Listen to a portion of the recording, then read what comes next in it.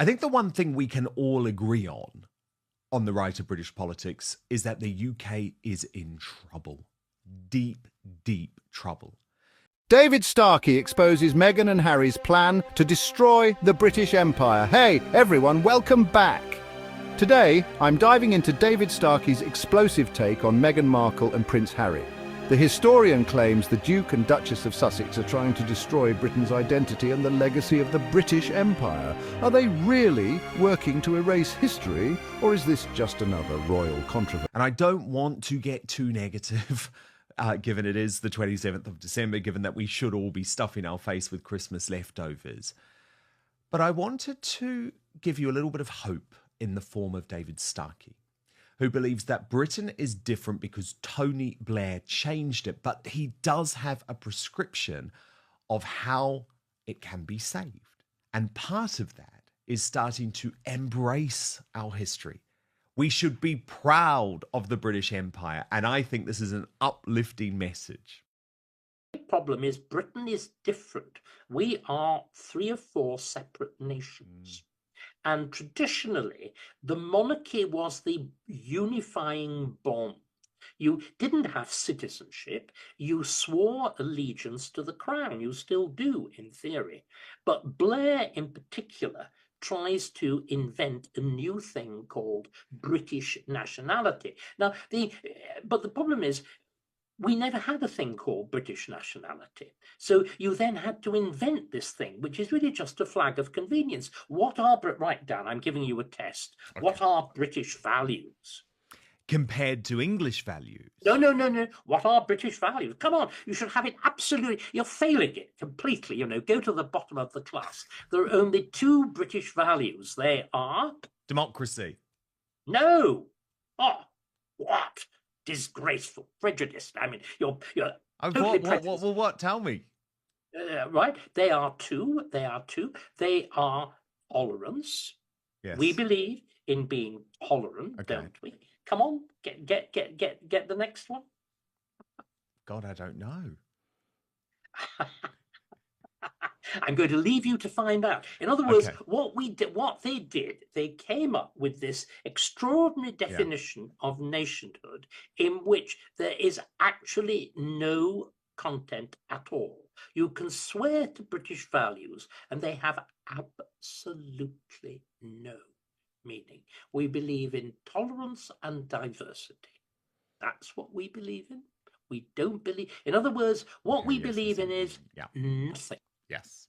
Blown out of proportion. Stick around because I'm breaking it all down right now. And don't forget, hit that subscribe button for more no-nonsense takes on the royal family. Starkey's main argument, the attack on British identity.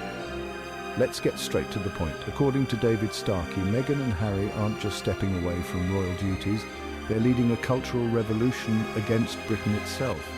Starkey argues that the British monarchy is more than just tradition. It's a symbol of unity, holding together a diverse... Yes. This is the disaster. We, as I said, the thing, because, England and Scotland in particular, but Wales, Ireland too, had very, very separate political cultures, were very similar nations, but were separate and had distinctive features. It was that overarching allegiance to the monarchy that was... I mean, you look in your passport. It's framed like that. And until very recently, you were a British subject. You then have to reinvent this into with all the problem of do people like you who were subjects of the crown, yes, but with the separate identity of New Zealand, Canada, and all the rest of it. When particularly we enter the common market, there has to be this redefinition. And what Labour did, it took, particularly Gordon Brown, it took the opportunity to come up with this pseudo-nationhood. We never used to call ourselves Britons. Britons are naked and daubed in blue paint, and woad. And so we've had to... Nobody ever called themselves a Brit. That was the language that Fenian Republicans and aggressive Americans used to use to denounce us. There've been the most interesting linguistic shifts, but again, one of the fundamental aspects of them is they've moved the monarchy to the margins of our national life. And there's this enormous hole that's left by this. There's a hole that's left in our national life, and there's an enormous hole that's left in the monarchy. You now have this huge post-imperial institution, that magnificent jewels and whatever, and a crown, which, I mean, to go back to the Wars of the Roses and that wonderful editing of Shakespeare's plays by the Royal Shakespeare Company back in the 1970s, we have hollow crown. We have a hollow nation and we have a hollow crown. And there's a vacuum at the heart of both of them. Well, and there's just this chipping away. I mean, you're obviously a CBE. Front page of the Mail on Sunday at the weekend, radical reforms being considered by royal officials could see the word empire dropped from British honours. And what seems extraordinary about this story is that it appears to be being pushed much more by the palace than the government. Historic empire, but with the Sussexes' continuous criticisms of the royal family, they're chipping away at this foundation and painting Britain as nothing more than a villain of history. From Oprah to Netflix, they've portrayed the monarchy as oppressive, yet they continue to profit off their royal status. Hypocrisy much? What do you think? Are they challenging the monarchy for the better, or just tearing it down for personal gain? Let me know in the comments below. Yes, I mean, and again, you see, it's also, the thing that strikes me, Dan, is ignorance. It's not simply insensitivity. It's not simply foolishness. It's not simply rashness. It's sheer, absolute ignorance. Can we discuss what the order of the British Empire was? Why it was created? It was created in 1917 at the height of the First World War, to reward those who had fought in war and those who had organized war on the domestic front. It's unique because all the previous orders of chivalry, the Garter, and we were talking about different nations. There were the different orders in each one of the different countries. In England, there was the Garter, the Bath, and the Michael and the George. In Scotland, you had in Ireland, you had the Patrick, and in Scotland, the Order of St. Patrick, and in Ireland, you had the Order of the Thistle. But they all had tiny, tiny numbers. They were intended, the Garter's only 24. They were only intended for an elite. What the CBE was, what the Order of the British Empire was, a genuine mass order.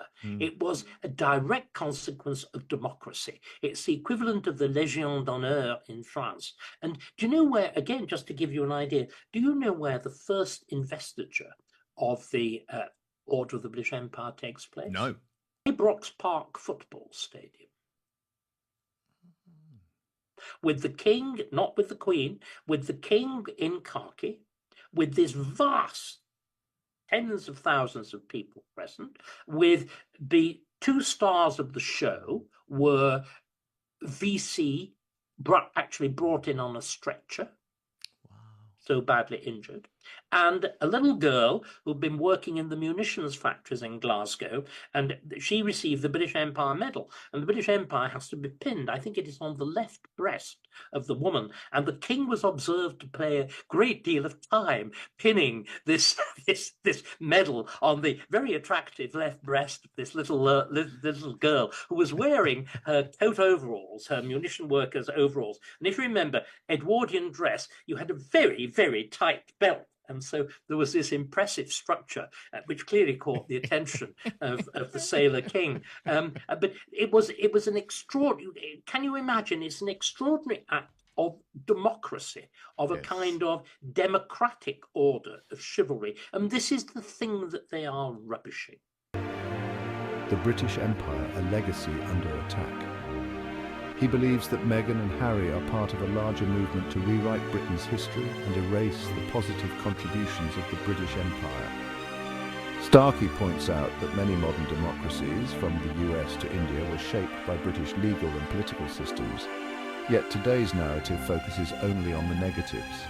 Is Meghan and Harry's activism truly about justice? Or is it just another way to push Britain into an identity crisis? If you think history should be told in full, not cherry-picked, hit that like button right now. The monarchy versus British. That they are treating again with it's this terrible business of the elevation of words. It is seeing somehow the British Empire as a thing to be ashamed of.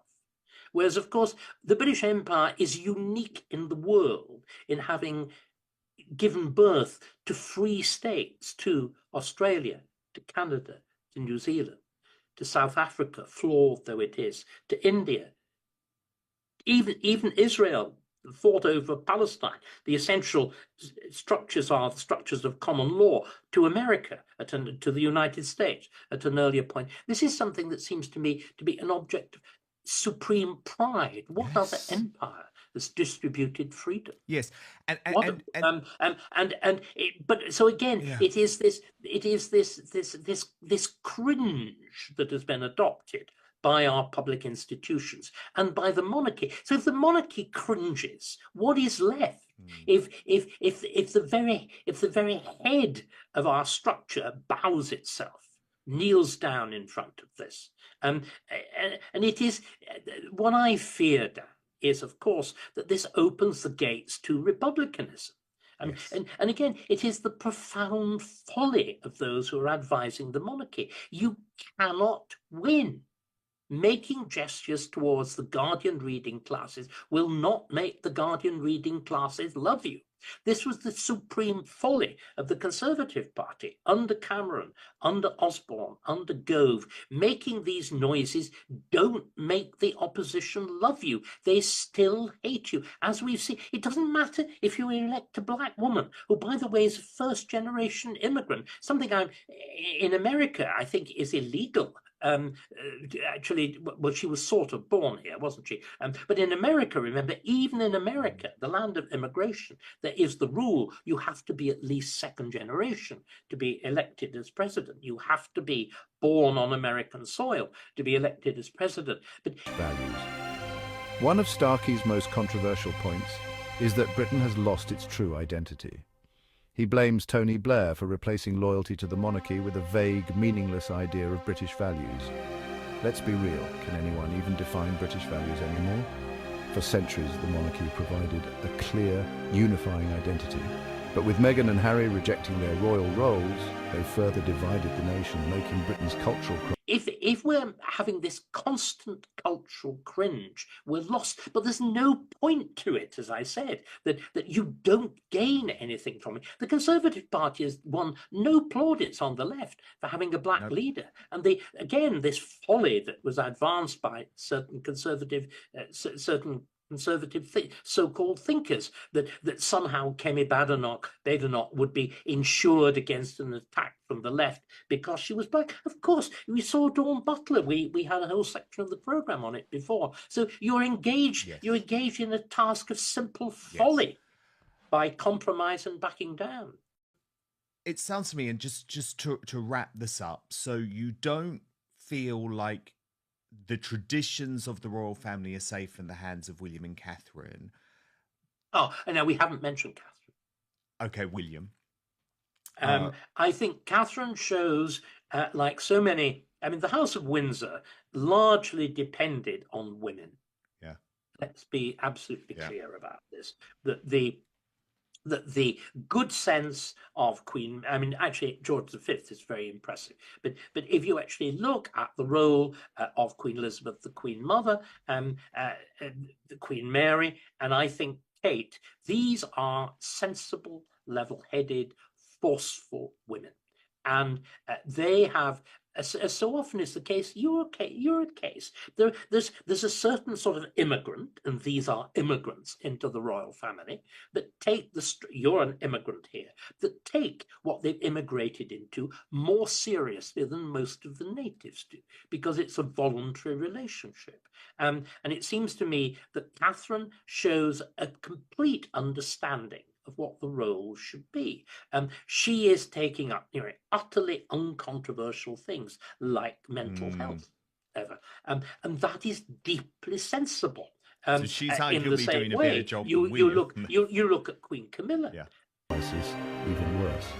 Is this the beginning of the end for the royal family?